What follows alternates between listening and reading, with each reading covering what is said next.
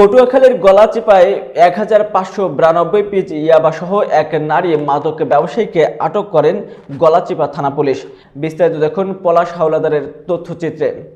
মঙ্গলবার রাত ৯টার দিকে গোপন সংবাদের ভিত্তিতে উপজেলার চিকুনিকান্দি ইউনিয়নের ৪ নং ওয়ার্ডের পূর্ব মাঝগ্রাম এলাকার হেলাল পেদার বাড়ি থেকে মৃত হেলাল পেদার স্ত্রী মোসাম্মদ জাহানারা বেগম নামে এক মাদক ব্যবসায়ীকে ১,৫৯২ পিস ইয়াবা ও বিক্রিত ইয়াবার ২১,০০০ টাকা সহ আটক করা হয়েছে। গলাচিপা থানা পুলিশ জানান, গোপন সংবাদের ভিত্তিতে জেলা পুলিশ সুপারের নির্দেশে অভিযান পরিচালনা করেন গলাচিপা থানা officer in charge Mohammad Asadur Rahman, SI Belal, SI Tushar সহ তাদের সঙ্গীয় ফোর্স। গ্রেফতারকৃত মাদক ব্যবসায়ী জাহানারা বেগমের বিরুদ্ধে মাদকদ্রব্য নিয়ন্ত্রণ আইনে ২০১৮ এর ৩৬-এর ১ এর স্মরণীয় ১০-এর ক ৪০ ধারা মতে মামলা দায়ের করেন গলাচিপা থানা পুলিশ।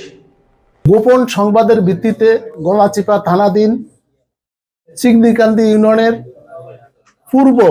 পূর্ব মাঝগ্রাম শাকিনের মাদক ব্যবসায়ী জাহানারা বেগমের বাড়িতে অভিযান পরিচালনা করিয়া বসত ঘরের ১৫৯২ পিস ইয়াবা উদ্ধার করা হয় এবং ইয়াবা বিক্রিত ২১,০০০ টাকা উদ্ধারপূর্বক ঘটনাস্থলে উপস্থিত সাক্ষীদের উপস্থিতিতে এসআই বেলাল হোসেন জব্দ তালিকা মূল্যে জব্দ করেন।